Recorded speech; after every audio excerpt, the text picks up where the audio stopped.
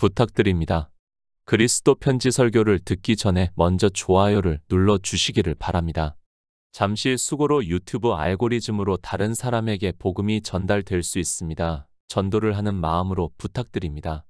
감사합니다. 요한복음 17장 19절을 보겠습니다. 또 저희를 위하여 내가 나를 거룩하게 하오니 이는 저희도 진리로 거룩함을 얻게 하려 함이니이다.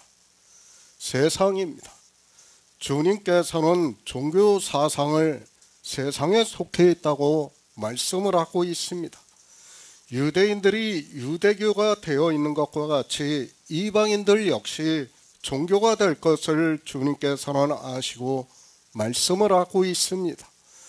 주님께서 이 세상의 육체를 입고 오셨지만 세상 초등학문에 속하지 않았다는 것을 말씀을 하고 있습니다.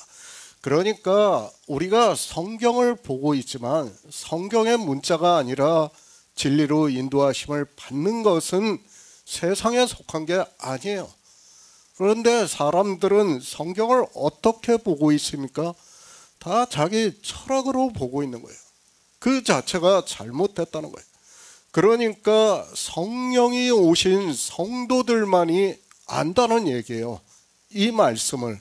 그러니까 내가 세상에 속해 있는가 아니면 세상에 속하지 않은 자인가를 누가 안다고요?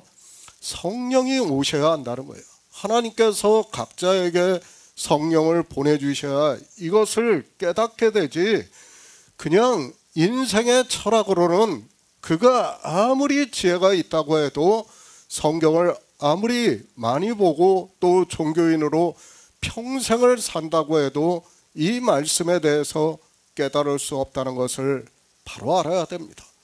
그러겠죠. 자기들은 다 자기들이 이 문자를 아는 것으로 어떻게 생각을 합니까? 나는 세상에 속하지 않아서 나는 예수 그리스도를 믿는 사람이야. 그리고 다 주장을 해요. 그러나 그렇게 말하는 그 사람들이 실상은 어떻다는 거예요? 다 세상 철학에 빠져 있다는 거예요. 그 세상 철학이 뭐예요? 나 중심적인 사고라는 거예요. 그러니까 내 신체가 잘 되는 것을 바라고 내 신체가 구원을 받아서 하나님 나라에 들어가는 것을 이야기를 하고 있다는 거예요. 성경은 그것을 말씀하는 게 아니라 창세 전에 주님과 아버지가 가졌던 영화를 말씀하고 있어요. 그것이 뭐예요? 영원한 생명이라는 거예요. 태초에 있는 생명이라는 말씀이에요. 그런데 사람들은 이 생명에 대해서는 전혀 깨닫지를 못하고 종교가 되는 거예요. 인생의 철학을 가지고 다 종교에 빠지는 거예요. 그리고 종교를 보면서 마치 예수 그리스도를 믿는 것과 같이 생각을 하고 있습니다. 지금 이 시대 종교 안에 있는 모든 사람들의 사상이 그렇다는 것을 우리가 바로 알아야 됩니다. 세상에 속한 자입니다. 그리고 세상에 속하지 않은 자입니다. 주님께서는 제자들에게 세상에 속하지 않았다고 말씀을 하고 있습니다.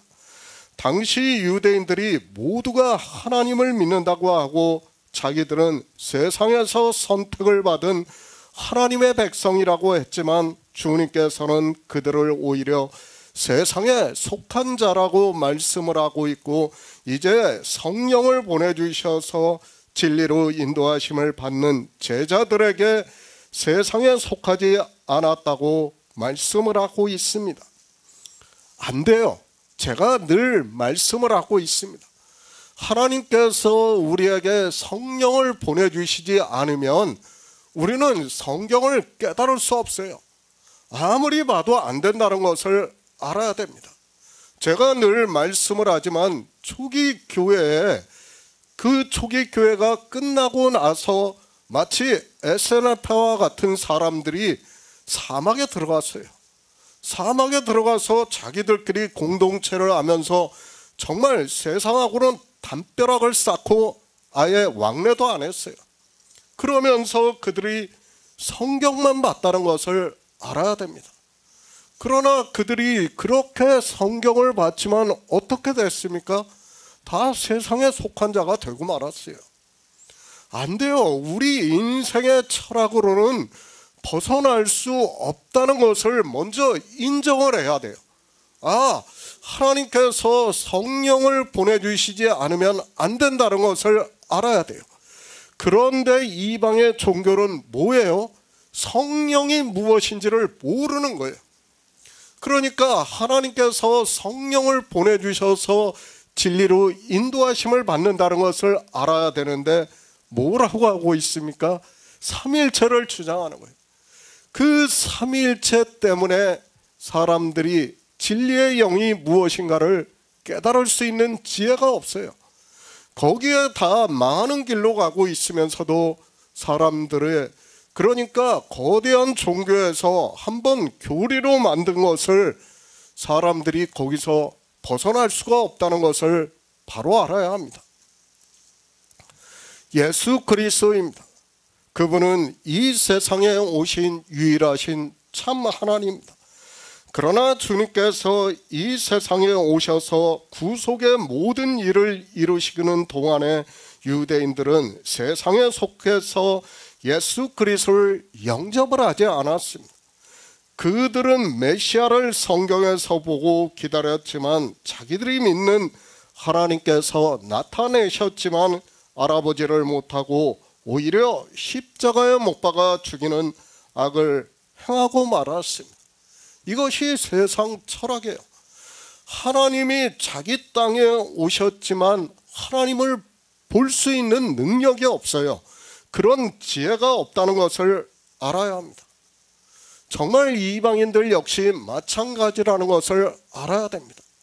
예수 그리스도를 믿는다고 하지만 다 어떻게 되어 있는가 하면 세상 철학에 빠져 있다는 것을 우리가 바로 알아야 합니다. 누가 믿고 있습니까? 이방의 어느 종파가 예수 그리스도께서 유일하신 참 하나님이심을 믿는 종파가 있습니까? 정말 많은 종파가 있지만 삼위일체를 믿고 있고 그렇지 않으면 예수 그리스도를 우리 인생과 같은 육체로만 믿고 있습니다. 그러니까 신학도 자유주의 신학을 한 사람들은 어떻게 생각합니까? 거의 예수 그리스도를 육체로 생각해요. 그러니까 주님께서 이 세상에 오셔서 하신 일과 같이 그렇게 살아야 된다는 거예요. 우리도 그렇게 살아야 된다는 게 자유주의 신학의 모토예요. 그들의 사상이라는 것을 알아야 됩니다. 그러니까 한쪽에서는 삼위일체를 믿고 있고 자유주의 신학에서는 물론 그들도 삼위일체를 믿는다고 하지만은 뭐예요? 주님께서 오셔서 행하신 그대로 해야 된다는 거예요. 그게 뭐예요? 다 인생의 철학이라는 거예요. 한쪽은 거의 샤머니즘에 빠져 있고 한쪽은 인생의 철학에 빠져 있다는 것을 알아야 합니다. 우리 성도만이 예수 그리스도께서 유일하신 참 하나님이심을 믿고 있어요. 그렇지 않고는 지난 시간에도 제가 말씀을 했지만 성령이 오시지 않고는 어느 누구도 믿을 수 없어요. 그런데도 사람들은 깨달을 수 있는 지혜가 없습니다. 제자들입니다. 주님께서는 그들을 구원해 주셨습니다. 그리고 그들에게 성령을 보내주실 것을 말씀을 하고 있습니다. 우리가 성경에서 보고 있는 모든 말씀은 주님께서 이 세상에 오셔서 아버지와 함께 영화롭게 하시는 일을 말씀을 하고 있고 진리의 말씀이며 그 진리의 말씀으로 우리를 거룩하게 하신다고 말씀을 하고 있습니다. 그러니까 말씀이에요. 들어야 돼요. 유월절을 먹어야 돼요. 그 유월절을 먹은 성도들에게만 성령이 오신다는 것을 알아야 돼요. 유월절을 먹지도 않고 성령을 바란다는 것은 어리석은 사람이에요. 절기에서 분명히 그렇게 말씀을 하고 있는데도 사람들은 깨닫지를 못하고 있어요. 사도 바울도 말씀하지 않습니까? 우리가 명절을 지키자고 말씀을 하고 있지 않습니까? 괴악하고 악독한, 그러니까 율법을 지키는 행위를 하지 말고 오직 순절함과 진실함에 누룩없는 떡으로 하자고 말씀을 하고 있지만 사람들은 깨달을 수 있는 지혜가 없습니다. 그러니까 어떻게 하고 있습니까? 종교는 다 어두움 가운데 행하고 있는 거예요. 그 어두움이 무엇입니까? 율법을 행하는 거예요. 빛과 어두움을 몰라요. 성경에서 빛이라는 단어를 보고 오히려 인생들은 어떻게 합니까? 더 율법을 잘 지키려고 하고 있어요. 아니에요. 예수 그리스도를 증거를 받는 것이 빛의 비춤을 받는 거고, 율법을 지키는 것은 다 무엇이에요? 어두움이에요. 왜 어두움입니까? 우리 인생은 죽은 자라는 거예요. 무덤에 있는 자라는 거예요. 그 무덤 속이 어둡지 않습니까? 바로 그렇다는 거예요. 우리가 하는 행위가 내 의의가 그렇다는 것을 알아야 됩니다. 정말 우리가 복음을 전하는데 어떤 마음으로 전합니까? 우리 성도는 내가 받은 은혜가 크기 때문에 그 은혜에서 감사한 마음으로 복음을 전하는 거예요. 내 의를 쌓기 위해서가 아니에요. 그런데 사람들은 깨달을 수 있는 지혜가 없으니까 종교 안에서 그런 일을 하는 것으로 어두움에 빠져 있으면서도 그것이 무엇인지를 모르는 거예요. 그러니까 첫 번째는 뭐예요? 예수 그리스도를 믿냐 안 믿냐를 가장 알 수 있는 게 뭐예요? 어두움에 빠져 있는가 아닌가예요. 그리고 두 번째는 요한일서에서 말씀하는 것과 같이 예수 그리스도께서 육체를 입고 이 세상에 오신 하나님이심을 믿는 거예요. 이 두 가지가 기초가 되어야 돼요. 그런데 그 기초가 되어 있는 교회가 어디 있습니까? 한 군데도 없어요. 다 거기에 빠져 있어요. 벗어나 있어요. 다 율법을 지키고 있으면서도 그것이 율법이라는 것을 깨닫지를 못하고 있습니다. 제가 아무리 설명을 해도 몰라요. 정말 수십 번을 어느 사람하고는 통화를 하면서 이야기를 해요. 그래도 똑같은 질문을 저한테 해요. 정말 안타깝습니다. 계속해서 그것에 대해서 말씀을 해도 왜 계속해서 질문을 하는가 하면 그것이 인생의 철학이기 때문입니다. 그 정도의 저하고 대화를 했으면 어떻게 해야 됩니까? 하나님께 구해야 돼요. 그 다음부터는 성령이 오시기를 하나님께 구해야 되는데 구하지를 않고 저하고 인간적인 대화를 해가지고 그것을 풀려고 하면 됩니까? 안 돼요. 와서 같이 교제를 해가지고 우리가 생명의 떡을 먹어야 된다는 거예요. 그 떡을 먹다 보면 하나님께서 성령을 보내주시고 그때 내가 마치 패러다임의 변화가 있는 것과 같이 그런 상황이 오게 된다는 거예요. 그것을 성령이 오시는 일로 말씀을 하고 있지만 사람들은 깨닫지를 못하고 있습니다. 주님께서 십자가를 지십니다. 그리고 이제 영으로 부활하시고 하늘에 올라가십니다. 이제까지 제자들에게 유월절을 먹이셨고 이제 성령을 보내주실 것을 말씀을 하고 있습니다. 그렇게 성령을 받은 제자들을 이제 모든 진리 가운데로 인도하심을 받아 이 세상의 복음을 전파하게 하려 보내신다고 말씀을 하고 있습니다. 공동 번역을 보겠습니다. 내가 이 사람들을 위하여 이 몸을 바치는 아버지께 바치는 것은 이 사람들도 참으로 아버지께 자기 몸을 바치게 하려는 것입니다. 지금 제가 한글 개역 성경하고 공동 번역을 읽어드렸어요. 전혀 다르죠. 지금 그렇죠? 잘 기억하고 있어야 돼요. 오늘 말씀이 정말 어렵습니다. 그러니까 제가 왜 공동 번역을 오늘 말씀을 하는가 하면 이 번역이 잘 번역이 되어 있기 때문에 제가 하는 거예요. 그렇다고 한글 개역 성경이 잘못 번역이 된 건 아니에요. 같이 생각을 해야 된다는 거예요. 그런데 무슨 번역이 더 우리에게 와닿게 번역이 되어 있는가 하면 공동 번역이라는 것을 알아야 됩니다.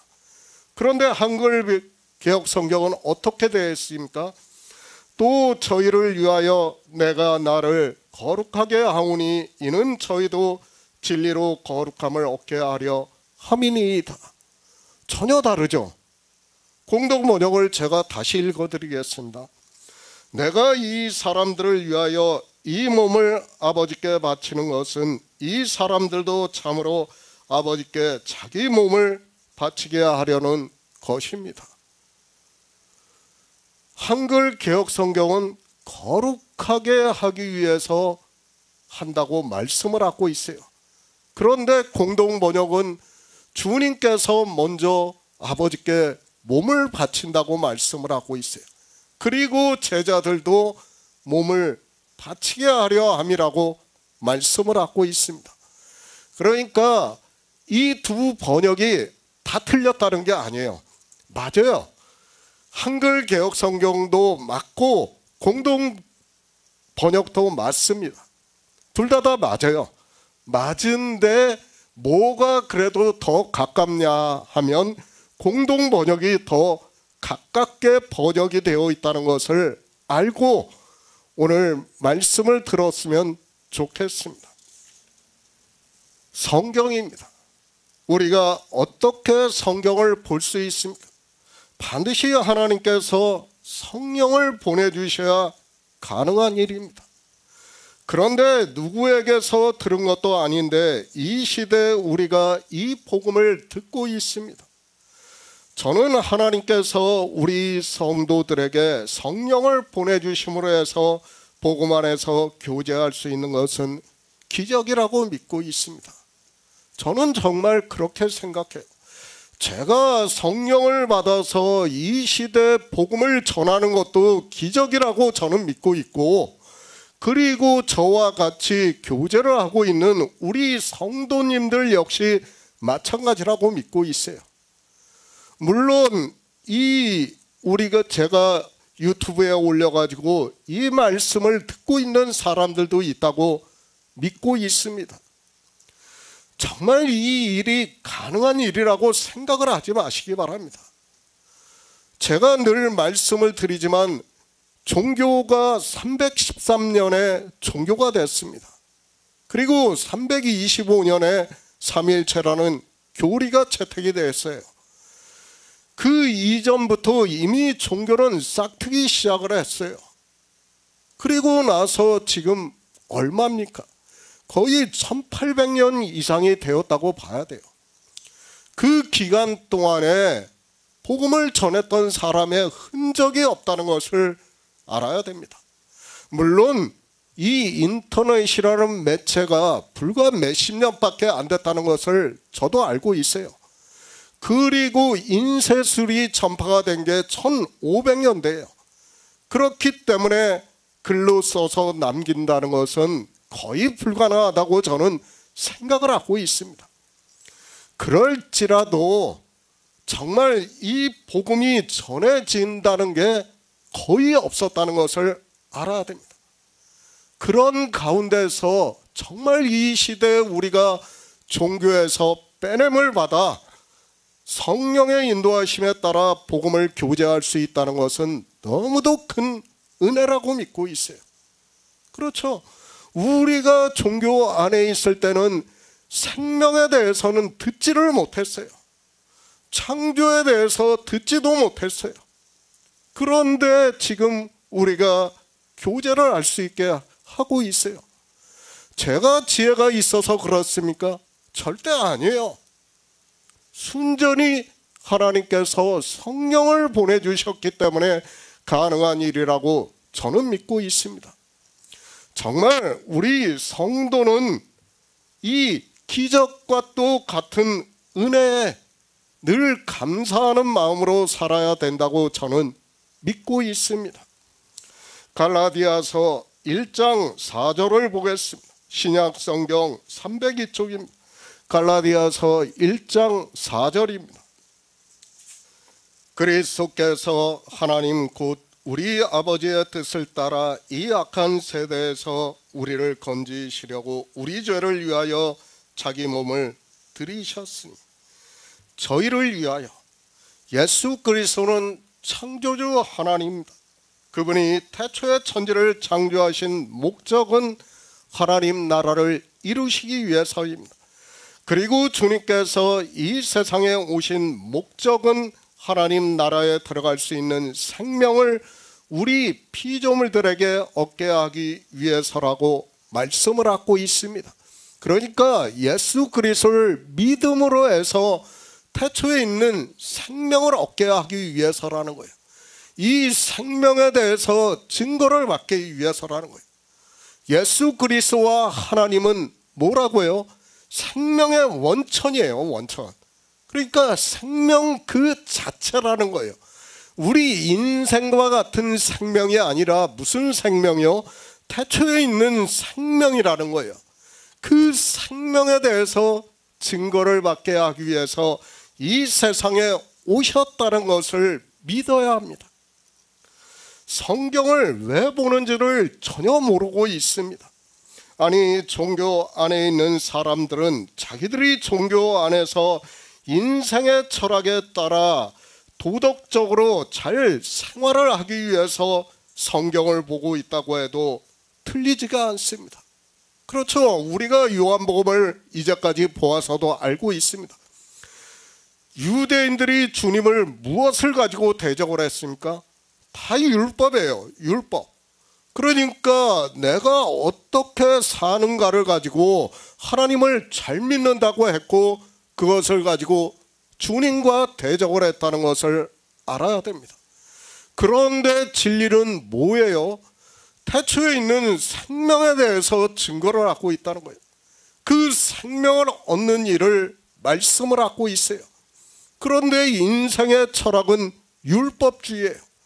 서로 대적을 할 수밖에 없다는 것을 우리는 바로 알아야 됩니다. 그렇기 때문에 유대인들은 자기 철학으로 이야기할 수밖에 없고 하나님께서 성령을 보내주시지를 않으니까 주님과 대적을 할 수밖에 없는 거예요. 그것이 세상에 속한 자라는 거예요. 그러나 깨달을 수 있는 지혜가 없습니다. 주님께서 말씀합니다. 지금 계속해서 제자들에게 말씀을 하고 있습니다. 그리고 유대교가 되어 있는 당시 종교인들에게는 세상이라고 말씀을 하고 있습니다. 주님께서는 내가 세상에 속하지 아니한 같이 저희도 세상에 속하지 않았다고 제자들에게 말씀을 하고 있습니다. 이제 제자들에게 성령을 보내주시면 그들이 무엇을 증거해요? 예수 그리스도를 증거를 함으로 해서 태초에 있는 생명을 얻게 한다는 거예요. 그것이 세상에 속하지 않았다는 것을 말씀을 하고 있습니다. 그리고 이제 주님께서 이 세상에 오셔서 죽으시는 일을 말씀을 하고 있습니다. 또 제자들도 죽으신다고 말씀을 하고 있습니다. 예수 그리스도께서 세상에 오신 것을 18절에서 말씀을 하고 있고 이제 그 육체를 바치심으로 해서 예수 그리스도께서 하나님 나라로 가시는 일이 거룩하게 하시는 일이라는 말씀입니다. 무슨 말씀이에요? 나를 세상에 보내셨다는 거예요. 하나님께서 예수 그리스도를 그리고 제자들을 또 세상에 보내신다고 앞에서 말씀을 했습니다. 주님께서 이 세상에 오신 목적은 뭐예요? 태초에 있는 생명에 대해서 증거를 하기 위해서 오신 거예요. 그렇죠? 그렇기 위해서 어떻게 됐어요? 이제 십자가에서 죽으신다는 것을 말씀을 하는 거예요.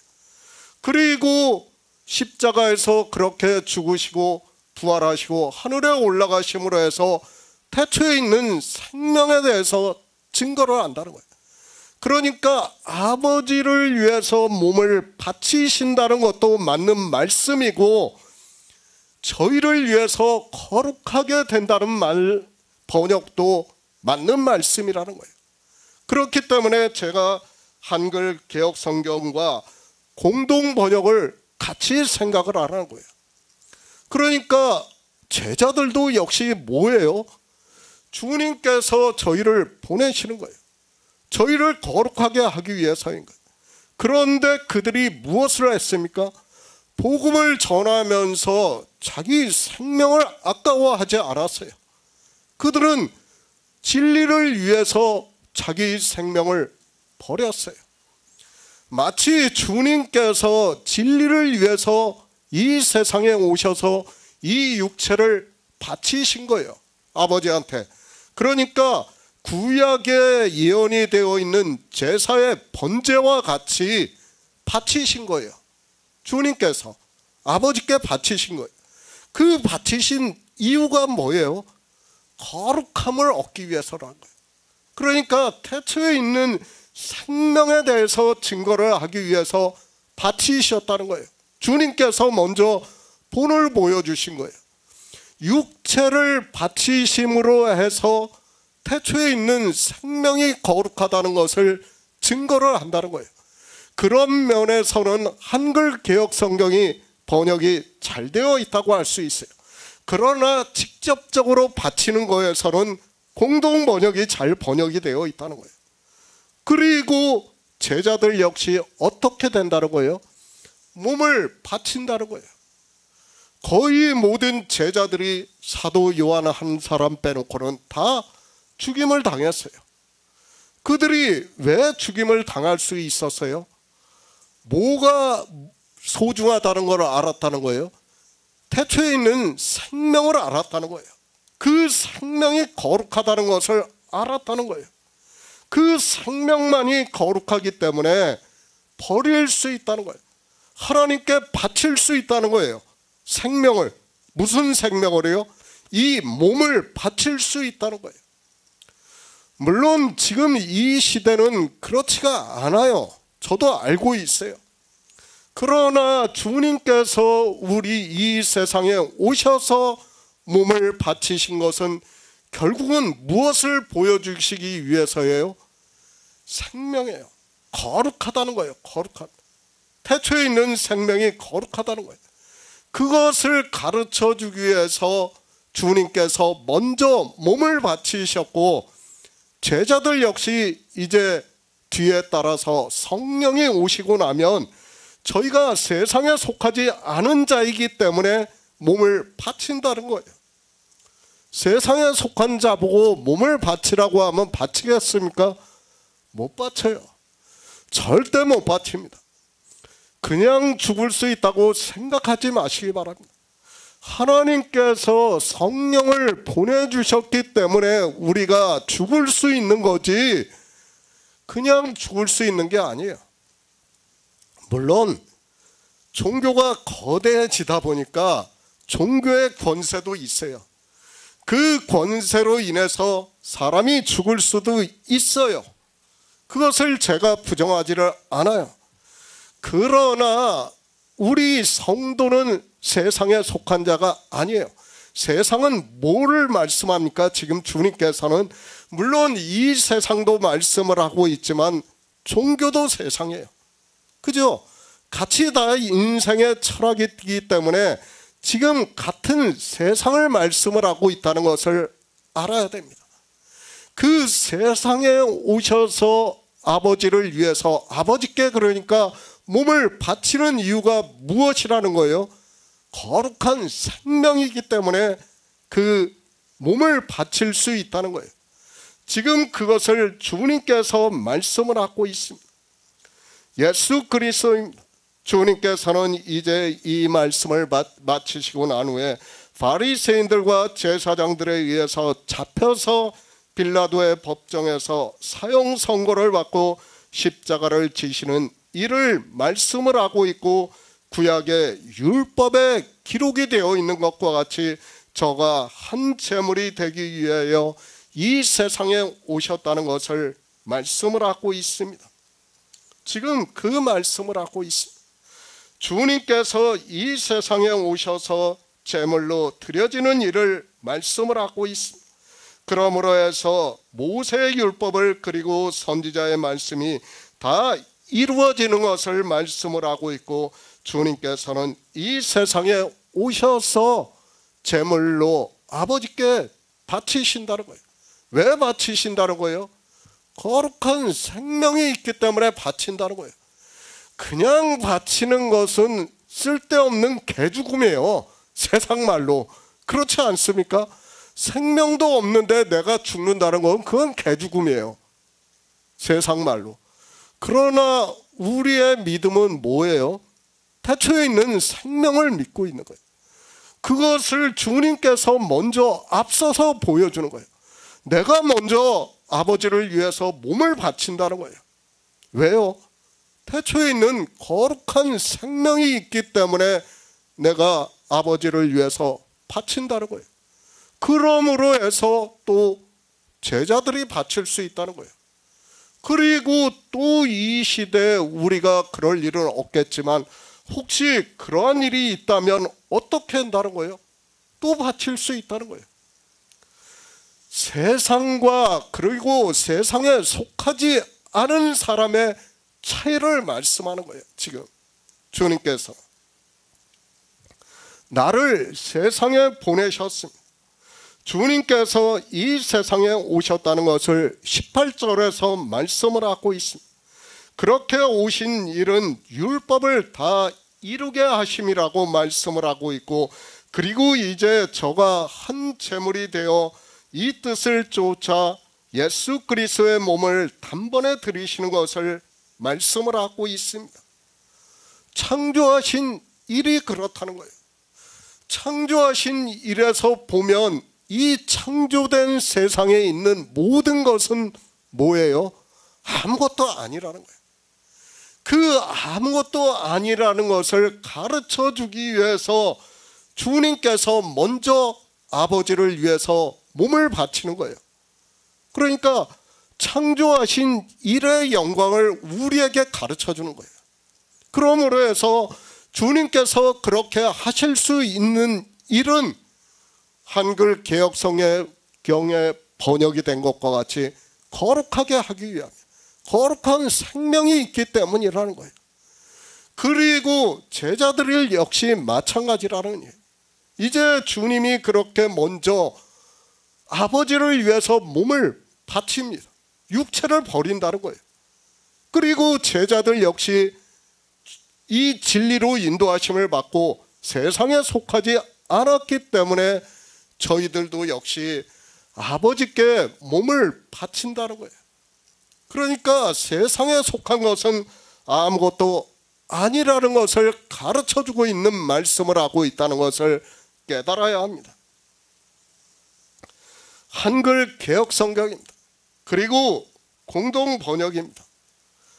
정말 저는 이 두 번역을 보면서 어느 게 딱 옳다고 생각을 할 수가 없었어요. 그러나 공동 번역이 있지 않으면 참 이것을 어떻게 설명해야 되나 제가 참 어려웠어요. 아주 고민을 많이 했습니다.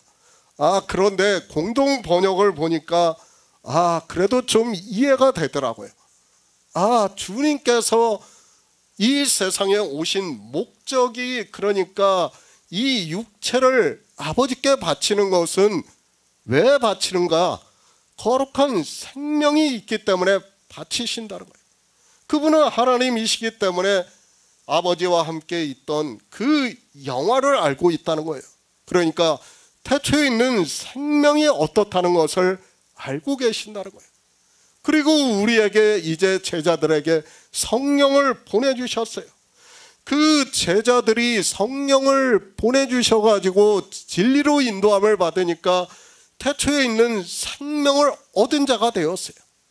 그러니까 어떻게 합니까? 그들이 또 진리를 전하면서 몸을 바칠 수 있다는 거예요. 몸을 버릴 수 있다는 거예요. 그것을 지금 주님께서는 우리에게 말씀을 하고 있다는 것을 알아야 합니다. 주님입니다. 아버지께서 나를 세상에 보내셨다고 말씀을 하고 있습니다. 세상에 보내신 이유를 19절에서 말씀을 하고 있습니다. 이제 십자가를 지시는 일을 말씀을 하고 있고, 십자가를 지시는 일은 저가 한 제물로 예수 그리스도의 몸을 단번에 드리시는 일을 말씀을 하고 있습니다. 그렇게 단번에 드리실 수 있는 것은 무엇이에요? 거룩하기 때문이에요. 거룩한 생명이 있기 때문에 단번에 드리실 수 있다는 거예요. 그것을 위해서 세상에 보내셨다는 거예요. 그리고 우리 성도가 세상에 있는 이유가 바로 그것이라는 거예요. 태초에 있는 생명을 믿는 성도들은 어떻다는 거예요? 창조된 세상은 제가 계속해서 말씀을 하고 있지만 어떻다고요? 다 이루어졌어요. 우리는 어디에 있는 자예요? 무덤에 있는 자예요. 다 사라진 자라는 것을 성경에서 말씀을 하고 있습니다. 아니, 창조라는 개념이 그렇다는 것을 알아야 됩니다. 그 개념에서 생각을 하면 우리가 어떻다는 것을 알 수 있어요. 그런 성도들은 몸을 다 버릴 수 있다는 것을 말씀을 하는 거예요. 그러니까 19절은 누가 먼저 하시는 거예요? 주님께서 먼저 그렇게 하시겠다는 거예요. 그런데 사람들은 이런 말씀을 깨달을 수가 없어요. 지금 깨닫지를 못하니까 한글 개역 성경과 공동 번역을 보면 완전히 다르게 번역이 되어 있어요. 왜요? 내가 이렇게 생각하면 이렇게 번역을 할 수밖에 없고, 내가 이렇게 생각하면 이렇게 번역을 할 수밖에 없는 거예요, 인생들이. 그런데 저는 성경이 참 놀랍다고 생각을 하고 있어요. 그리고 하나님께서 우리에게 성령을 보내주심으로 해서 우리가 비록 이렇게 번역이 된 성경을 보고 있지만 진리로 인도하심을 받을 수 있다는 것은 참으로 놀라운 일이라고 저는 믿고 있습니다. 우리를 위해서입니다.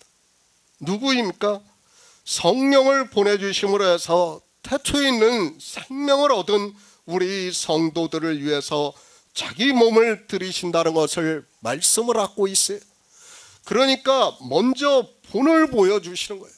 주님께서 거룩하신 생명이 있다는 것을 본을 보여주시면서 아버지께 몸을 바침으로 해서 설령 우리 성도에게 그런 일이 있다 해도 우리가 어떻게 할 수 있다는 거예요? 믿을 수 있다는 거예요. 주님께서 태초에 있는 생명으로 부활하신 것과 같이 우리 역시 그 생명으로 부활하는 일을 믿을 수 있다는 거예요. 그것이 창조하신 일의 영광이라는 거예요. 그러나 사람들은 이런 말씀을 보면서도 깨닫지를 못하고 있습니다. 세상입니다. 세상에 속한 사람은 도무지 이해가 안 되는 말씀을 하고 있습니다. 그러나 우리 성도는 우리 피조물은 헛것이고 그림자라는 것을 알기 때문에 주님께서 그 아는 일을, 그러니까 잠시 보이다가 사라지는 안개와 같은 피조물로 오신 생명을 버리시겠다고 말씀을 하고 있습니다. 그 생명을 버리시는 것은 뭐 때문에 버리신다는 거예요? 거룩하시기 때문에 버리신다는 거예요. 거룩하신 태초에 있는 생명이 있기 때문에 버리실 수 있다는 것을 말씀을 하고 있습니다. 사도행전 20장 24절을 보겠습니다. 신약성경 223쪽입니다. 사도행전 20장 24절입니다. 나의 달려갈 길과 주 예수께 받은 사명 곧 하나님의 은혜의 복음 증거하는 일을 마치려 하면은 나의 생명을 조금도 귀한 것으로 여기지 아니하노라. 우리 성도입니다. 종교인이 아니라는 것을 주님께서는 마지막으로 말씀을 하고 있고, 그래서 우리 성도들이 아는 일을 내가 비옵는 것은 저희를 세상에서 데려가기 위함이 아니요 오직 악에 빠지지 않게 보존하시기를 위함이니이다. 내가 세상에 속하지 아니한 같이 저희도 세상에 속하지 않았다고 말씀을 하고 있습니다. 그러니까 우리 성도만이 악에 빠지지 않는다는 거예요. 세상에 속하지 않은 것을 어떻게 알 수 있다는 거예요? 악에 빠져 있나 아닌가, 그것을 보면 알 수 있다는 거예요. 성도입니다. 그리스도 편지에서 우리 인생에 대해서 계속해서 말씀을 하고 있습니다. 우리 인생에 대해서 헛것이라고, 그리고 지나가는 그림자라고 말씀을 하고 있고, 하나님이 보실 때는, 그러니까 창조하신 일에서 보면 우리는 아무 가치가 없다는 것을 말씀을 하고 있습니다. 우리도 다 종교 생활을 했지 않습니까? 그때는 무엇을 위해서 하나님께 기도를 했어요? 육체를 위해서 기도했어요. 이것이 잘 되기를 위해서 기도를 했어요. 그리고 뭔가 조금 잘못되면 어떻게 합니까? 기도원 같은 데 가서 맨날 며칠을 밤을 새워가면서 금식 기도를 했어요. 왜 그렇게 했습니까? 다 육체에 빠져 있기 때문에, 세상에 속해 있기 때문에 그렇다는 거예요. 정말 우리가 바로 알아야 됩니다. 창조를 모르면 우리는 어떻게 돼요? 세상에 빠질 수밖에 없어요. 그렇죠? 우리가 창조를 알고 나니까 이제 세상이 뭐라는 것을 알 수 있어요. 그러나 지금 종교인들 보시기 바랍니다. 그들이 새벽마다 나가서 기도하고, 금요일마다 기도하고, 또 교회에 나가서 기도하는 게 다 뭡니까? 자기 육체를 위해서 기도를 하고 있지 않습니까? 이사야 선지자도 말씀을 하고 있습니다. 이 열방을 어떻게 생각하신다고요? 하나님께서는 없는 것 같이 생각한다는 거예요. 그러니까 한 방울의 물같이 생각한다는 거예요. 저울에 달면 티끌 하나와 같이 생각한다는 거예요. 하나님께서는 이 우리 지구 안에 있는 모든 사람을 다 그렇게 생각한다는 거예요. 그렇죠? 그게 틀린 말입니까? 창조를 모르면 이런 성경 말씀을 보면서도 도무지 무슨 말씀을 하고 있는지를 몰라요. 그렇죠? 종교인들은 감히 이야기도 안 해요. 이런 이야기를 할 수도 없어요. 그러나 우리는 창조를 아니까, 아, 우리 인생은 정말 아무것도 아니구나 하는 것을 이제는 깨닫고 있어요. 무엇이 소중합니까? 태초에 있는 생명이에요. 그 생명 외에는 우리는 뭐예요? 이미 죽은 자예요. 다. 정말 저 10만 광년 떨어진 별에서 보면 우리는 다 죽은 자예요. 내가 살아있다고 뭘 주장할 수 있습니까? 주장할 수 없다는 것을 알아야 됩니다. 그런데도 사람들은 깨달을 수 있는 지혜가 없어요. 영생의 문제입니다.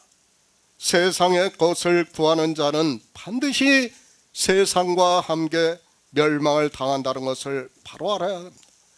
이 세상은 계속해서 말씀을 하고 있지만 창조된 세상이라는 것을 알아야 하고, 그 세상은 하나님 나라가 이루어질 때 다 없어진다는 것을 사도 요한의 환상을 통해서 우리에게 말씀을 하고 있습니다. 정말 바로 알아야 됩니다. 왜 제가 허무주의에 빠지라고 이것을 계속해서 말씀을 하는 것이 아니에요. 우리 인생이 뭐라는 것을 알아야 돼요. 자꾸 사람 중심으로 가면 우리는 바알의 사상에 빠질 수밖에 없어요. 세상의 사상에 빠질 수밖에 없어요. 거기서 벗어나야 돼요. 반드시 하나님을 믿는 성도는 거기서 벗어난다는 것을 분명히 알아야 됩니다. 세상에 속하지 마시기 바랍니다. 종교에 속하지 마시기 바랍니다. 지금 우리가 17장을 보고 있지만 주님께서 우리 성도만이 아는 일을 말씀을 하고 있습니다. 계속해서 무엇에 말씀을 하고 있습니까? 유대교를 비유로 해서 세상에 속해 있다는 거예요. 우리 이방의 종교인들 역시 다 어디에 속해 있다는 거예요? 세상에 속해 있다는 것을 말씀을 하고 있지만 깨달을 수 있는 지혜가 없습니다. 정말 이 세상에 속한 자들 중에서 우리 성도를 빼내주신 것은 너무도 큰 은혜라는 것을 알아야 합니다. 계속해서 말씀을 하고 있습니다. 우리가 보는 우주, 코스모스는 다 세상입니다. 이 모든 것이 지나간다고, 그러니까 사라져 버린다는 것을 말씀을 하고 있습니다. 이것이 사라지고 말면 무엇만 남습니까? 태초에 있는 생명만 남는 거예요. 그것을 요한계시록에서 사도 요한에게 환상으로 보여주고 있지 않습니까? 어떻게 된다고요? 하나님 나라가 이루어질 때는 그리스도와 더불어 우리가 왕노릇한다고 말씀을 하고 있습니다. 없어요. 세상은 없어지는 겁니다.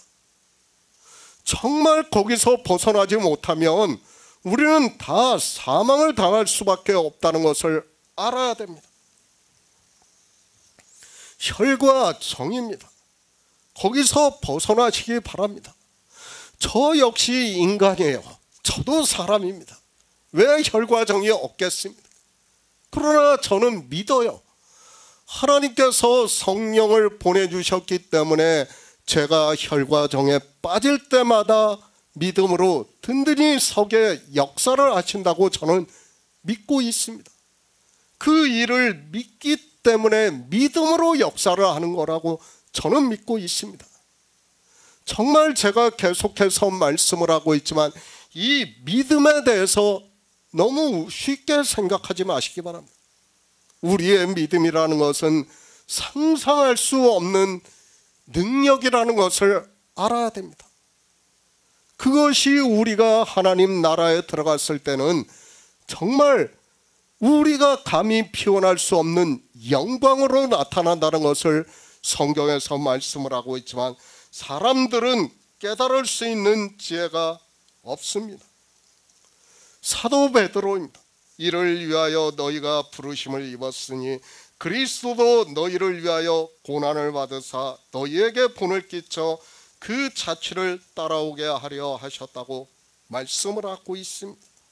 그러니까 주님께서 먼저 본을 보여주신 거예요. 십자가에서 죽으시고 하는 일이 지금 이 시대 종교인들은 뭘만 생각합니까? 주구장창 십자가의 피만 이야기를 하고 있어요. 십자가의 피가 중요한 게 아니에요. 뭐가 중요합니까? 버리신 게 중요한 거예요. 버리신 게. 그렇죠.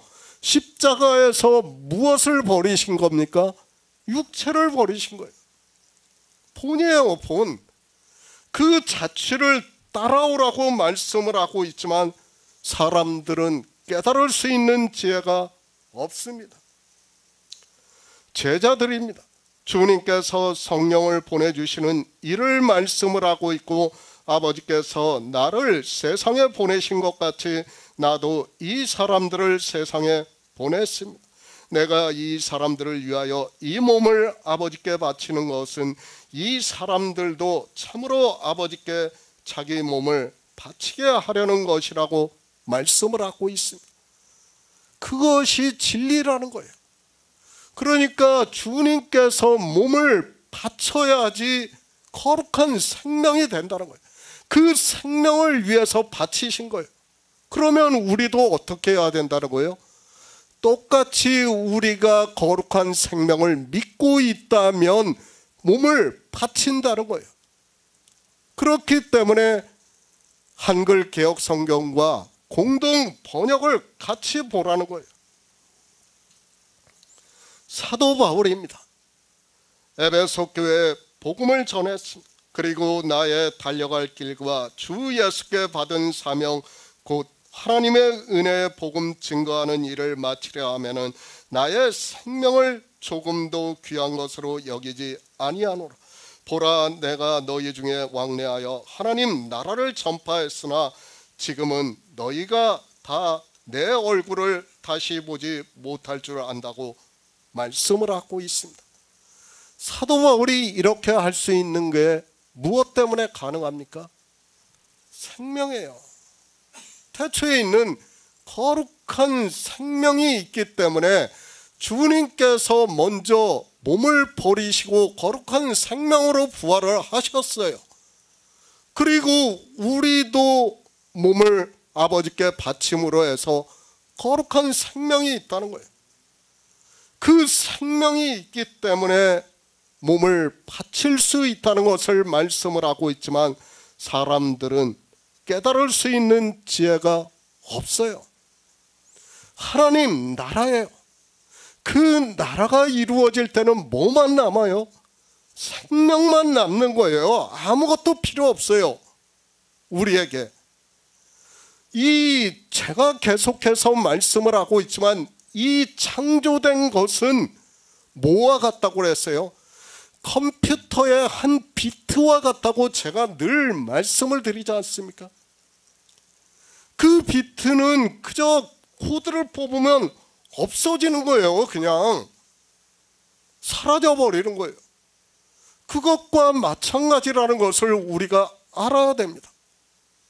그런데 사람들은 이 창조된 세상을 보고 마치 이것이 참인 것으로 생각을 하고 있습니다. 성경을 보시기 바랍니다. 태초에 하나님이 천지를 창조하시니라고 시작을 한 거예요. 그때 이미 창조가 다 끝난 거예요. 그것을 성경을 통해서 다 가르쳐 주는 거예요. 그리고 요한계시록에 뭐만 남는다는 걸 말씀을 해요? 하나님 나라예요. 그것을 말씀을 하고 있는데 사람들은 창조도 모르면서 하나님을 믿는다고 하고 있습니다. 사도 바울입니다. 아니, 사도들 다 마찬가지예요. 자기 생명을 조금도 귀한 것으로 여기지 않을 수 있었던 이유가 무엇이라고 생각합니까? 복음이 너무 감사해서요? 아니요. 태초에 있는 생명이 있기 때문이에요. 그런 감성에 젖는 이야기 하지 마시기 바랍니다. 그렇죠. 내가 확실한 생명이 없다면 이 육체의 생명은 버리지 못한다는 것을 알아야 됩니다. 그렇죠. 어떻게 버릴 수 있습니까? 우리 성도는 죽음을 두려워하지 않아요. 왜 죽음을 두려워하지 않을 수 있습니까? 태초에 있는 참 생명이 있기 때문에 두려워하지 않는 거예요.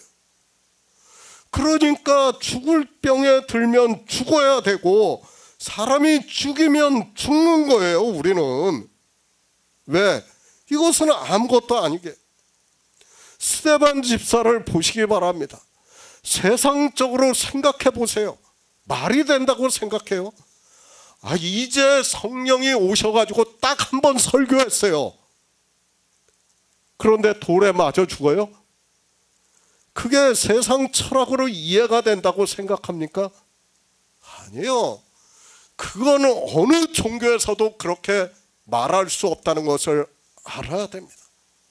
성경이기 때문에 말씀하는 거예요. 왜? 육체는 아무것도 아니라는 것을 가르쳐 주는 거예요. 그렇기 때문에 한 번 설교를 하고도 죽게 놔두는 거예요. 하나님께서. 왜 스데반 집사를 그렇게 했는가를 알아야 됩니다. 인간적으로 생각하면 그건 말도 안 되는 이야기예요. 그렇지 않습니까? 하나님이 그 기왕에 성령을 보내주셨으면 좀 설교도 더 많이 하게 하시고 더 많이 쓰시다가 죽이면 더 좋지 않습니까? 그런데 아니에요. 뭘 가르쳐 주는 거예요? 생명을 가르쳐. 그러니까 스데반 집사는 모세의 율법을 보고 어떻게 했다는 거예요? 생명의 도로 봤다는 거예요. 그렇게 믿었다는 거예요.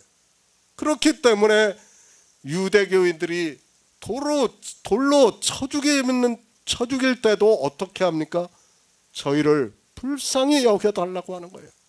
그럴 수 있다는 거예요. 정말 우리는 바로 알아야 됩니다. 세상에 속한 자와 세상에 속하지 않은 자에 대해서 주님께서 말씀하는 거예요. 뭐가 있기 때문에 몸을 바칠 수 있다고요? 거룩한 생명이 있기 때문에 바칠 수 있는 거예요. 만약 생명이 없는데 바치라고 하면 하나님은 불의하신 분이에요. 그러나 참 생명이 있기 때문에 우리에게 바치라고 하는 거예요. 바칠 수 있는 거예요. 기꺼이 바칠 수 있다고 저는 믿어요. 창조에 대해서 믿고 생명에 대해서 믿는 성도라면 설령 이런 일이 있다 해도 지금은 그럴 가능성이 거의 없어요. 그러나 혹시 누군가 우리 말씀을 듣고 이거 얘들 가만히 두면 안 되겠네 하고 온다 하더라도 어떻게 할 수 있다는 거예요?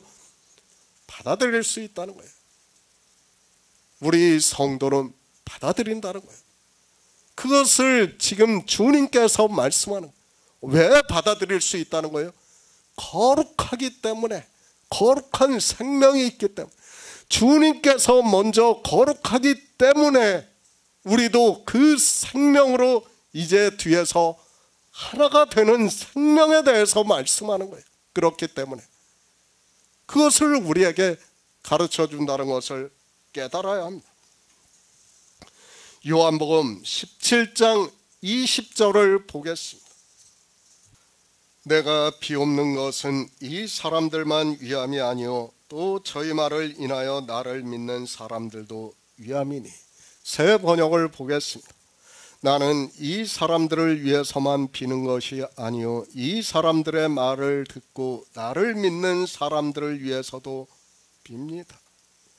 피조물입니다. 우리는 내가 피조물이라는 것을 잊어서는 안 됩니다. 정말 계속해서 말씀을 하고 있지만 우리는 사랑받기 위해서 태어난 사람이 아니에요. 뭐예요? 우리는 악만 행하는, 선을 행할 수 없는 그런 피조물이라는 것을 알아야 합니다. 그러나 그런 피조물을 통해서 태초에 있는 생명을 증거를 받아서 얻게 하신다는 거예요. 놀라운 일이에요. 정말 상상할 수 없는 일을 우리에게 가르쳐 주는 거예요. 감히 누가 생각을 합니까? 태초에 있는 생명이에요. 창조가 되기 전에 그 생명이 있었다는 거예요. 우리는 그 생명에 대해서 인지조차 못해요.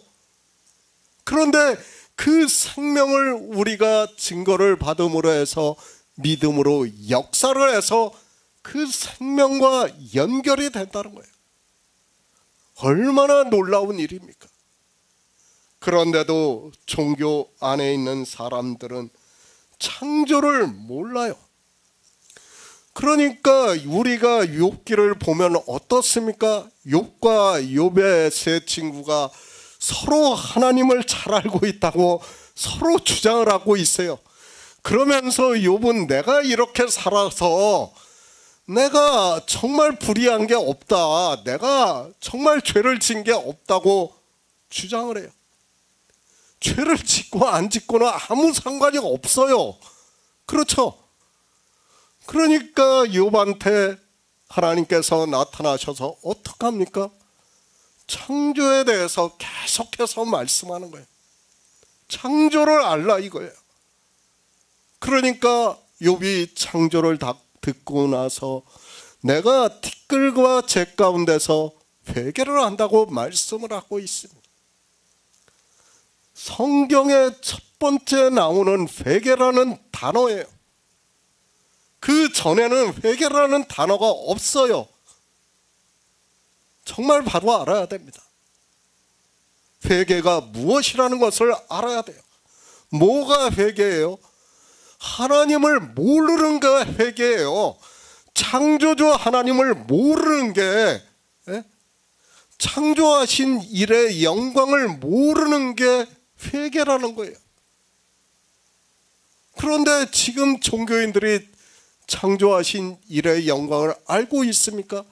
아무것도 모르면서 주구장창 자기들의 보이는 교회 안에만 들어가면 눈부터 감고 회개 기도한다고 하고 있어요. 회개가 아니에요. 그것은 회개는 무엇이 회개입니까? 하나님을 아는 거예요. 하나님을 몰랐어요. 욥도 그렇고 그 친구들도 하나님이 누구신지를 몰랐던 거예요. 그리고 인생의 철학으로 자기들이 아는 것을 가지고 서로 주장을 했던 거예요. 그것을 하나님께서 가르쳐 주니까 욥이 회개를 하는 거예요. 우리도 바로 알아야 돼. 성경을 보고 내가 지식적으로 하나님을 안다고 하면 안 돼요. 무엇을 알아야 돼요? 아, 창조주 하나님이구나. 그분이 유일하신 하나님이시구나. 그리고 무엇에 대해서 우리에게 증거를 해줘요? 태초에 있는 생명에 대해서 증거를 해준다는 거예요. 우리는 아무것도 아니라는 것을 깨달아야 돼요. 우리가 하나님의 사랑을 받을 수 없어요. 죄인이 어떻게 하나님의 사랑을 받습니까? 모순이에요, 그것부터가. 그런데도 종교 안에 있는 사람들은 어떻게 해요? 마치 우리가 하나님의 사랑을 받는 것처럼 이야기를 해요. 내가 회개 기도를 눈물을 흘려서 하면 하나님의 사랑을 받을 수 있는 것과 같이 이야기를 하고 있습니다. 아니에요. 우리는 사랑받을 수 없어요. 그러면 스데반 집사는 저주를 받은 사람이 되지 않습니까? 돌에 맞아 죽었는데 어떻게 사랑받았다고 할 수 있습니까? 아니란 말이에요. 성경은 창조하신 일에 대해서 말씀을 하고 있다는 것을 깨달아야 됩니다. 그런데 인생들은 창조도 모르면서 하나님을 믿는다고 하고 있고 그들이 성경의 문자를 아는 것으로 주장을 하고 있습니다. 주님께서 말씀합니다. 내가 비옵는 것은 이 사람들만 위함이 아니요 또 저희 말을 인하여 나를 믿는 사람들도 위함이라고 말씀을 하고 있습니다. 그러니까 이제 마지막으로 주님께서는 이렇게 묻는 것은 제자들만을 위한 것이 아니라 또 저희 말을 인하여 나를 믿는 사람들도 인함이라고 말씀을 하고 있습니다. 그렇죠? 실제 그렇지 않습니다. 우리가 어떻게 하나님을 믿습니까? 제자들이 쓴 성경을 보고 믿는 거예요. 그렇죠? 그들이 성경을 기록해 줬고 그리고 하나님께서 우리에게 성령을 보내주셨기 때문에 우리가 진리로 인도하심을 받아 믿을 수 있는 거예요. 그것을 지금 말씀하는 거예요. 제자들입니다. 앞에서 말씀하신 것과 같이 이제 성령이 오시면 예수 그리스도를 증거를 한다고 말씀을 하고 있습니다. 그렇게 제자들이 복음을 전할 때 그 말씀을 듣고 믿는 자들이 있다는 말씀이며 그때 믿는 사람들을 위함이라고 말씀을 하고 있습니다. 또 누구예요? 우리가 그들이 기록한 성경을 보고 지금 이 시대 진리로 인도하심을 받고 있다는 것을 깨달아야 됩니다. 정말 하나님께서는 놀라운 일을 우리에게 성경을 통해서 하나하나 다 기록해서 말씀을 하고 있지만 사람들은 성령이 오시지 않으니까 무슨 말씀을 하고 있는지를 전혀 모르고 있습니다. 고린도전서 15장 1에서 2절을 보겠습니다. 신약 성경 281쪽입니다. 고린도전서 15장 1에서 2절입니다. 형제들아, 내가 너희에게 전한 복음을 너희로 알게 하노니 이는 너희가 받은 것이요 또 그 가운데 선 것이라. 너희가 만일 나의 전한 그 말을 굳게 지키고 헛되이 믿지 아니하였으면 이로 말미암아 구원을 얻으리라. 주님의 제자들입니다. 그들이 이제 성령을 받은 후에 복음을 전할 것을 말씀을 하고 있습니다. 성령이 오시면 예수 그리스도에 대해서 증거를 하실 것이라고 말씀을 하고 있고, 또 성령을 받은 제자들 역시 예수 그리스도를 증거를 할 것임을 말씀을 하고 있습니다. 복음입니다. 그래서 전도에 미련한 것이라고 말씀을 하고 있습니다. 복음은 이렇게 전도를 통해서 전파가 되게 되어 있습니다. 전도라고 하니까 이 시대의 종교 안에서 그저 보이는 교회 안으로 사람을 끌어오는 것으로 전도라고 하지 마시기 바랍니다. 전도예요. 성경에서 말씀하는 전도가 무엇입니까?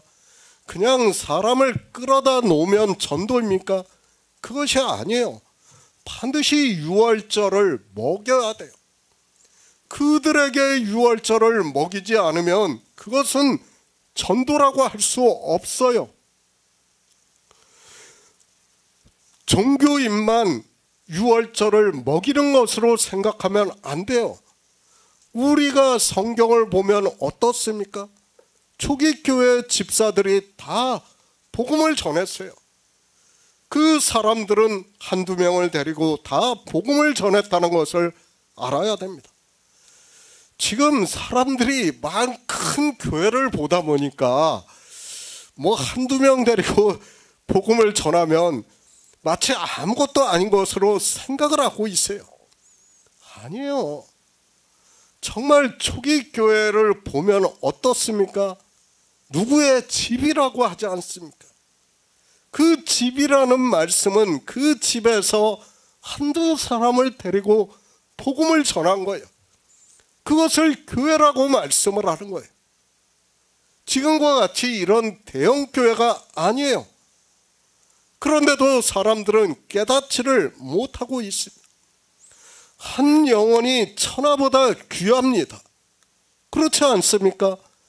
10,000,000명이 있으면 뭐하고 1억 명이 있으면 뭐합니까? 구원을 받은 한 사람이 없다면 그것은 아무것도 아니에요. 그러니까 주님께서 말씀하는 거 아닙니까? 그런데도 사람들은 어떻게 생각합니까? 사람이 많은 것으로 마치 하나님께서 역사를 하는 것으로 생각을 하고 있습니다. 아니에요.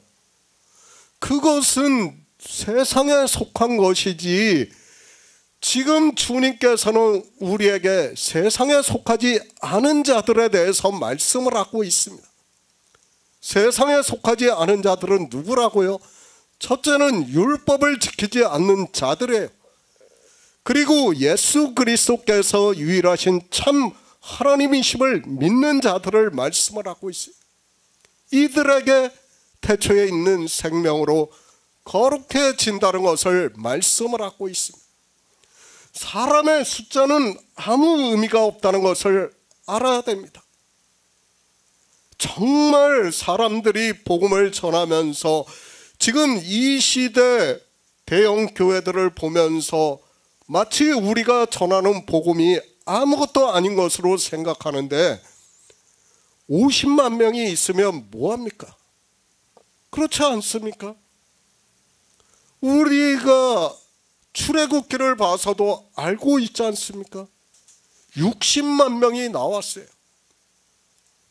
그런데 하나님께서 은혜를 주신 여호수아와 갈렙 빼놓고는 아무도 들어갈 수 없었어요. 광야 교회에서부터 그랬다는 것을 우리에게 가르쳐주고 있지만 사람들은 깨닫지를 못하고 있습니다. 정말 바로 알아야 됩니다. 그들이 적과 꿀이 흐르는 가나안에 들어와서는 또 어떻게 했습니까? 다 율법주의에 빠졌습니다. 그 율법주의에 빠져가지고 북이스라엘은 아수르에 의해서 멸망을 하고 남유다는 바벨론에 의해서 멸망을 당했습니다. 바벨론에 의해서 멸망을 당할 때 에레미야 선지자가 뭐라고 말씀합니까? 공의를 행하며 진리를 구하는 자가 한 사람도 없었다고 말씀을 하고, 만일 한 사람이 있다면 하나님이 이 성을 사해 주시겠다고 말씀을 하고 있습니다. 그런데도 깨닫지를 못해요. 그 사람들이 하나님을 안 믿었습니까? 표면적으로는 다 하나님을 믿었어요. 그들을 안 믿었다고 생각을 하지 마시기 바랍니다. 이 시대 종교인들보다 믿음이 부족했다고 생각하지 마시기 바랍니다. 그들은 바벨론이라는 거대한 나라가 침략을 해오고 있었어요. 그런 가운데서 하나님을 믿었다는 것을 알아야 됩니다. 비교하지 마시기 바랍니다. 그런데도 그들에게는 뭐예요? 믿음이 무엇인가를 몰랐다는 거예요. 하나님께서 창조를 하신 일을 몰랐다는 거예요. 그 일을 모르니까 그들이 어떻게 할 수밖에 없어요? 다 종교에 빠진 거예요. 그 종교에 빠진 것을 지금 세상에 속한 자라고 말씀을 하고 있습니다. 믿어야 돼요. 믿어야 돼요. 그러니까 복음을 전하고 어떻게 해야 된다고요? 믿어야 된다는 것을 지금 주님께서도 말씀을 하고 있지 않습니까? 그런데 사람들은 이 믿음의 비밀을 몰라요. 그저 종교 안에서 자기들이 신앙생활을 하니까 그것을 보고 믿음이라고 생각을 하고 있습니다. 모든 종교인들이 다 똑같은 생각을 하고 있습니다. 아니에요. 지금 주님께서는 무엇을 말씀합니까? 지금 제자들에게 성령을 보내주시겠다고 말씀을 하고 있고, 이제 성령을 받은 제자들이 복음을 전한다는 거예요. 그 말을 듣고 믿는 자들에게도 위함이라고 말씀을 하고 있어요. 그런데 사람들은 깨달을 수 있는 지혜가 없습니다. 이 시대입니다. 누가 복음을 듣고 있습니까? 복음을 전하는 자들이 어디 있습니까? 문자를 알고 복음이라고 하는 것은 무슨 아무 의미가 없어요. 그것이 무슨 복음입니까? 지금 주님께서는 무엇에 대해서 말씀하는 겁니까? 우리가 17장 4절에서 핵심적으로 말씀을 했지 않습니까? 기초에 대해서. 나와 아버지와 함께 가졌던 창세전에 있던 영화를 지금도 주님께서 이 세상에 오셔서 아버지와 함께 영화롭게 하시는 일이라고 말씀을 하고 있지 않습니까? 그 일을 모르고 그저 듣고 믿는다고 하지 마시기 바랍니다. 그 일을 알아야 믿을 수 있습니까? 그런데 아무것도 모르는 사람들이 이 믿는다는 말씀만 보고 믿는다고 생각을 하고 있습니다. 제자들입니다. 그들은 복음을 전했습니다. 그러나 이 시대는 안타깝게도 복음을 전하는 사람이 없다는 것을 알아야 됩니다. 성경이 기록되고 그 후에 사람들이 남겨놓은 기록은 다 세상의 철학입니다. 교리예요, 교리. 지금 이 시대 종교인들이 가장 위대하게 생각하는 사람이 누굽니까? 어거스틴이에요. 어거스틴이 남겨놓은 글들이 회심록부터가 뭐예요? 인생의 철학이에요. 그게 아까 말하는 그런 회개 아닙니까? 인생들이 자기가 세상에서 하나님을 잘 못 믿었었는데 이제 회심을 하고 종교인으로 사는 것을 가지고 말하는 것 아닙니까? 그게 회심록 아닙니까? 그 어거스틴의 사상을 그대로 받은 거예요. 지금 종교가 다. 거기에 핵심이 뭐예요? 삼위일체예요. 삼위일체하고 어거스틴의 회심록이 겹쳐진 거예요. 지금 종교는 거기서 조금도 벗어나질 못해요. 그런데도 사람들은 깨달을 수 있는 지혜가 없습니다. 이방의 종교입니까? 그들이 예수 그리스도를 믿는 사람들입니까? 325년 이후부터는 제가 계속해서 말씀을 하고 있지만 복음을 전했던 사람이 없었다는 것을 알아야 됩니다. 그들의 교리가 이미 삼위일체예요. 그런데 무슨 복음이 전해집니까? 아니에요. 지금 주님께서는 무엇을 말씀합니까? 제자들이 복음을 전한 거예요. 우리가 성경을 보시기 바랍니다. 제자들은 무엇에 대해서 전했습니까? 율법의 행위는 하나도 전하지 않았어요. 그리고 누구에 대해서 전했습니까? 예수 그리스도에 대해서 증거를 했어요. 그분이 하나님이시라는 것. 그리고 생명에 대해서 전했어요. 그 생명으로 하나님 나라에 들어가는 일을 전했어요. 그 일을 지금 듣고 믿는다는 거예요.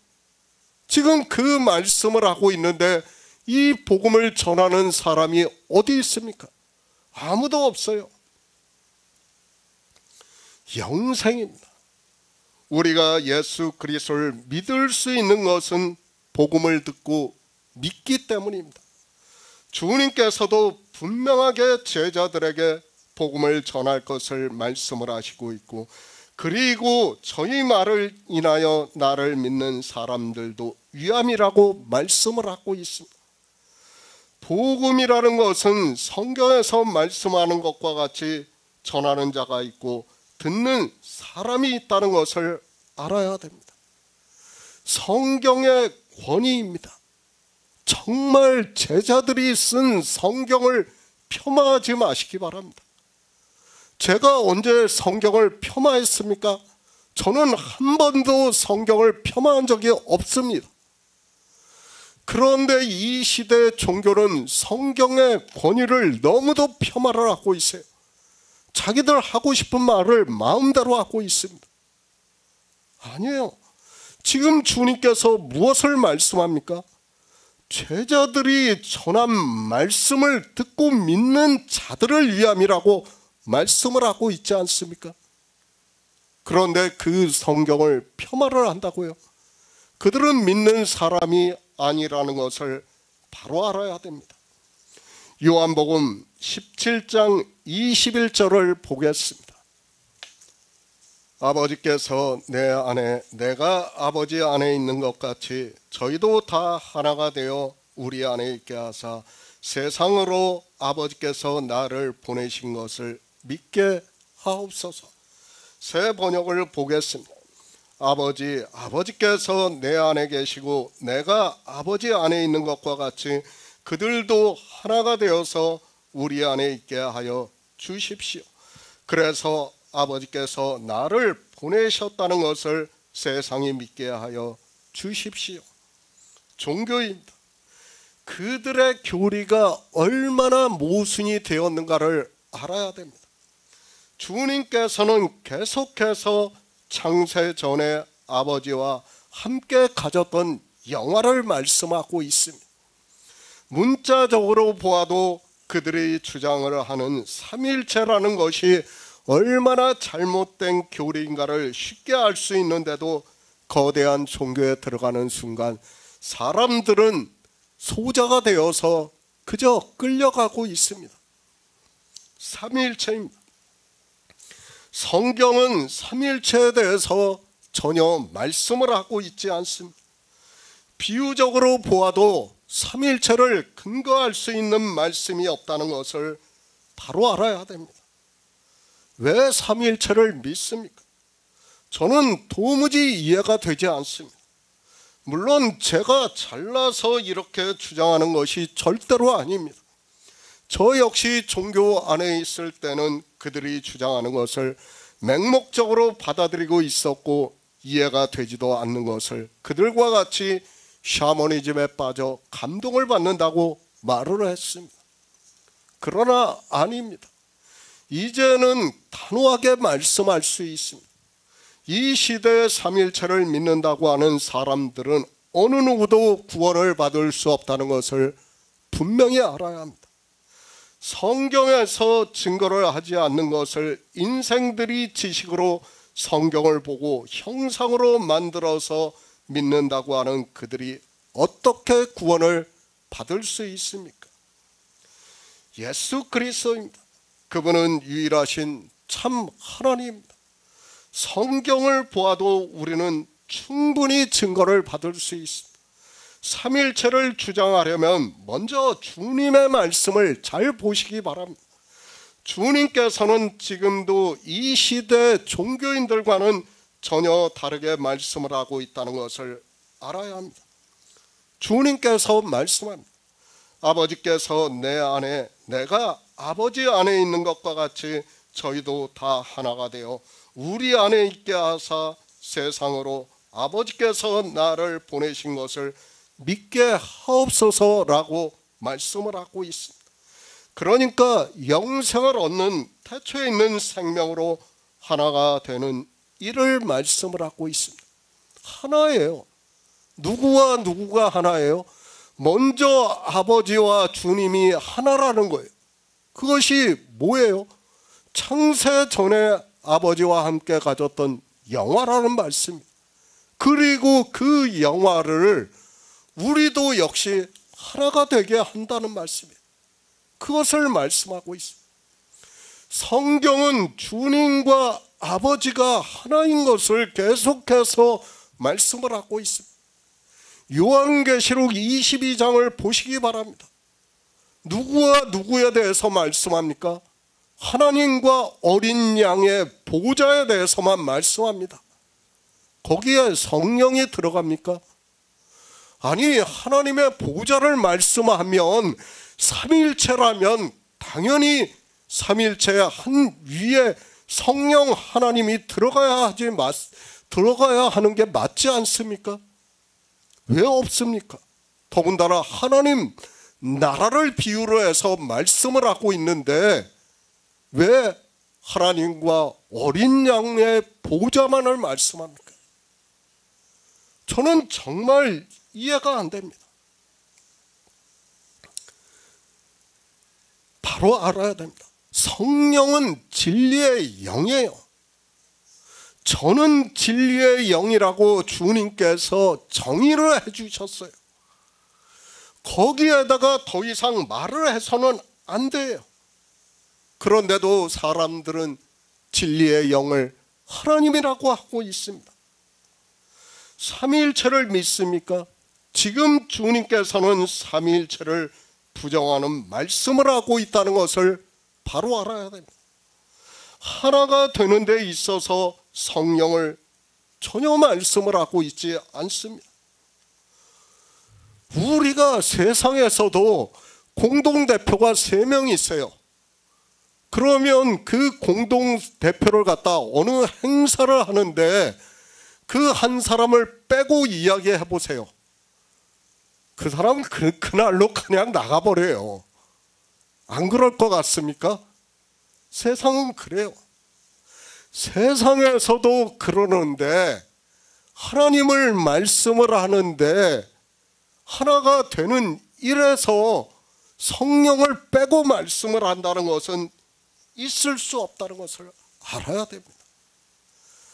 정말 우리가 성경을 보면 볼수록 삼일체는 아니라는 것을 깨달을 수 있어요.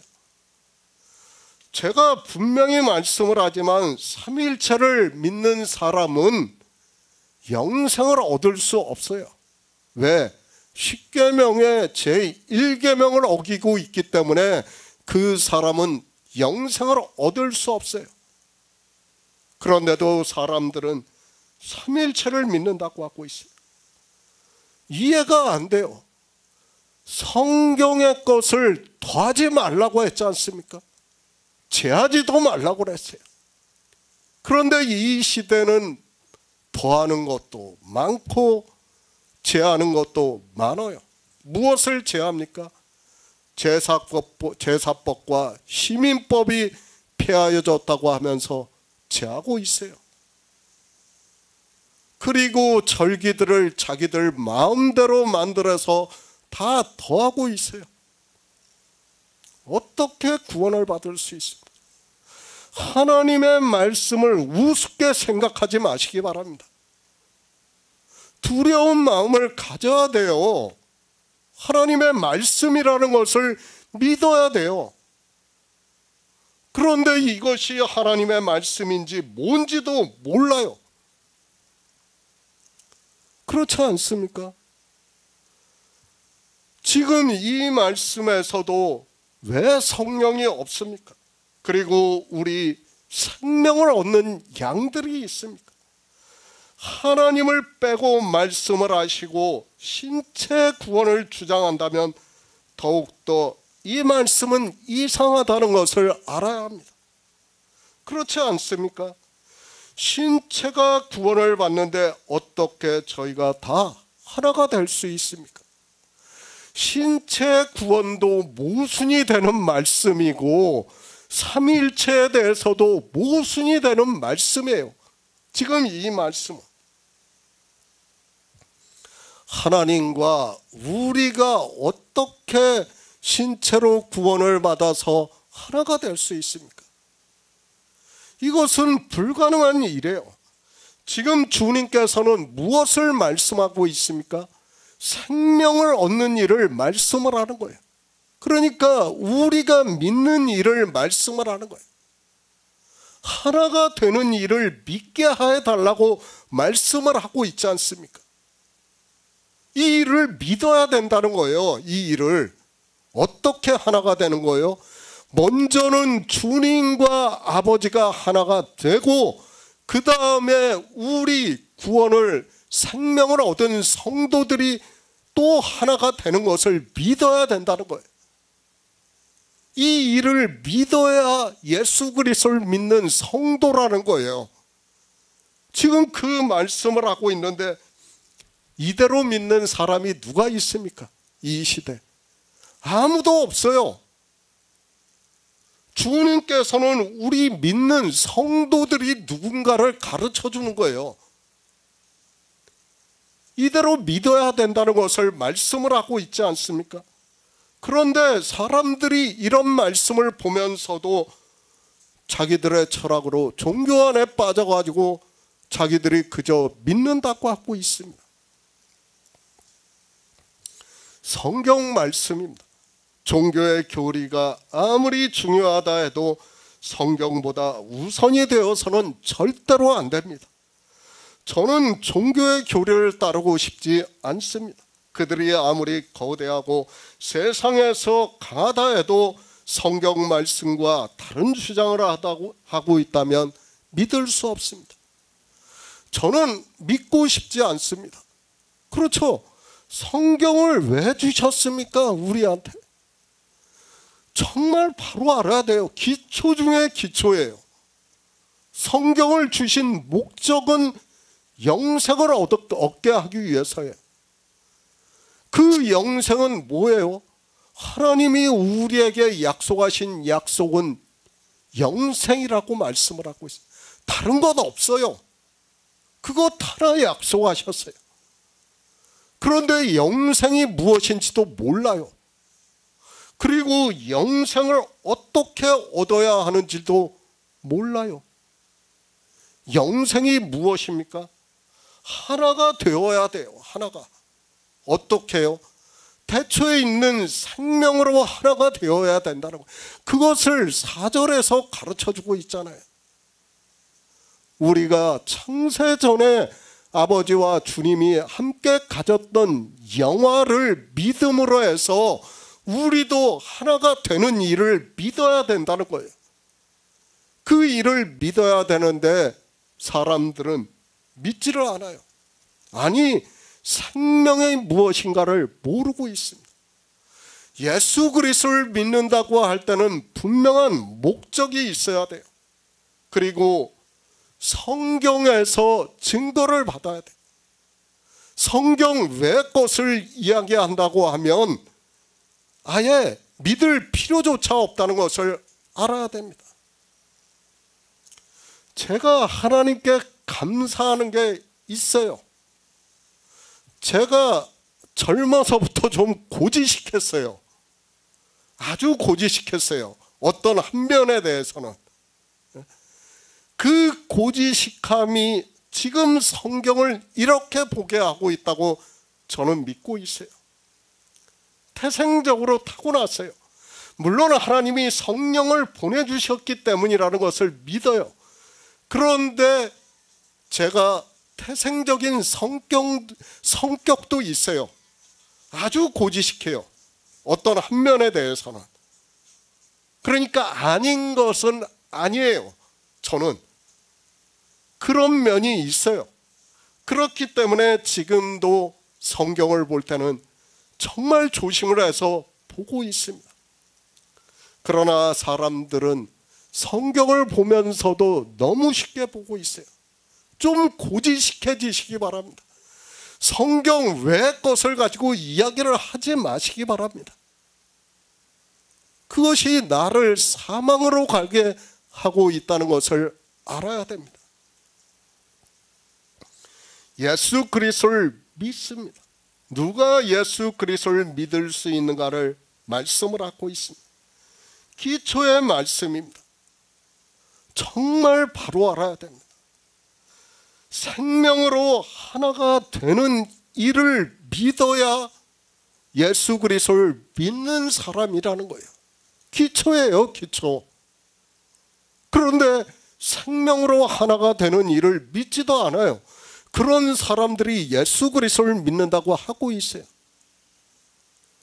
이 시대에 우리가 누가 예수 그리스도를 믿는가를 알 수 있는 기초의 말씀이라는 거예요. 이 말씀이 지금 주님께서 하시는 거예요. 저희가 하나가 되는 이를 믿어야 나를 믿는 줄을 안다는 거예요. 생명으로 하나가 되는 이를 믿어야. 그런데 어느 누구도 그렇게 믿지를 않고 있습니다. 성경이 우리에게 태초에 있는 생명을 얻는 일을 말씀을 하고 있고, 그 생명을 얻은 자만이 아버지께서 내 안에, 내가 아버지 안에 있는 것 같이 저희도 다 하나가 되어 우리 안에 있게 하신 창세 전에 아버지와 주님이 함께 가지셨던 영화로운 일을 믿을 수 있다는 말씀입니다. 우리 인생의 언어로 영화예요. 상상이 안 된다는 것을 깨달아야 됩니다. 이 세상 것을 버리게 하셨어요. 버리는 대신 무엇을 주셨다고요? 창세전에 주님과 아버지와 가졌던 그 영화를 우리에게 주셨다는 거예요. 그것을 믿으라는 거예요. 얼마나 놀라운 일입니까? 창조한 것은 아무것도 아니에요. 우리가 창조한 것을 보고 영광이라고 하는 것은 창세전에 있던 영화와는 비교도 할 수 없어요. 감히 비교조차 안 된다고 말씀을 하고 있지 않습니까? 그런데도 사람들은 깨닫지를 못하고 있습니다. 정말 우리는 이 영화가 얼마나 놀라운 일인가를 바로 알아야 됩니다. 종교입니다. 우리가 지금 이 시대의 종교를 보아도 주님께서 말씀하시는 일에 대해서 어느 누구도 믿지를 않고 있습니다. 내가 아버지 안에 있는 것과 같이 그들도 하나가 되어 우리 안에 있게 하여 주신 이를 믿는 사람이 없다는 것을 알아야 하고, 그들이 왜 믿지 않는가 하면 세상에 속해 있기 때문에 믿지 않는다는 것을 말씀을 하고 있습니다. 고린도전서 10장 17절을 보겠습니다. 신약성경 275쪽입니다. 고린도전서 10장 17절입니다. 떡이 하나요 많은 우리가 한 몸이니 이는 우리가 다 한 떡에 참여함이라. 태초에 있는 생명입니다. 주님께서는 그 생명에 대해서 말씀을 하고 있고, 그래서 내가 아버지의 말씀을 저희에게 주었사오매 세상이 저희를 미워하여 싸우니 이는 내가 세상에 속하지 아니한 같이 저희도 세상에 속하지 아니하였다고 말씀을 하고 있습니다. 우리 성도는 누구예요? 창세 전에 있던 영화를 가진 자들이라는 거예요. 그 영화를 가진 자들은 어떻게 하라고요? 세상을 포기하라는 거예요. 그러니까 어떻게 하라는 거예요? 몸을 버리라는 거예요. 주님께서 먼저 보여주신 거예요. 그리고 제자들도 그 몸을 버리신 일을 보여주신 거예요. 왜 버려요? 참 생명이 있기 때문이라. 이 생명이 너무도 큰 생명이고 하나님의 영광이라는 거예요. 그것을 가르쳐주고 있는 비유입니다. 태초에 있는 생명으로 하나님 나라에 들어가는 일을 우리 성도가 성령을 받고 진리로 인도하심을 받아 믿을 수 있게 말씀을 하고 있습니다. 그래서 사도 바울도 고린도전서에서 떡이 하나요 많은 우리가 한 몸이니 이는 우리가 다 한 떡에 참여함이라고 말씀을 하고 있습니다. 이렇게 한 떡에 참여를 하는 목적은 하나님 나라에 들어가기 위해서라는 것을 말씀을 하고 있고, 인생들은 성경을 보면서도 생명의 떡을 먹지를 않고 있습니다. 그러니까 요한복음 6장에서 뭐라고 말씀해요? 생명의 떡을 먹으라고 말씀하는 거예요. 그런데 인생들은 먹지를 못해요. 이 떡을 먹어야 반드시 생명을 얻을 수 있다는 거예요. 이 떡을 먹는 자들에게 성령을 보내주시겠다는 거예요. 한 떡입니다. 한 생명입니다. 주님께서 말씀하시는 태초에 있는 생명으로 하나가 되는 일을 말씀을 하고 있습니다. 예수 그리스도입니다. 우리는 그분이 먼저 누군지를 알고 믿는다고 해야 합니다. 우리가 알아들을 수 있는 언어로 말씀을 하고 있지만 생명에 대해서 분명하게 말씀을 하고 있습니다. 사도 요한도 아버지 품속에 있는 독생하신 하나님이 나타내셨다고 말씀을 하고 있습니다. 아버지께서 내 안에, 내가 아버지 안에 있는 것 같이 저희도 다 하나가 되어 우리 안에 있게 하시는 이를 믿는 성도가 되시기를 부탁드립니다.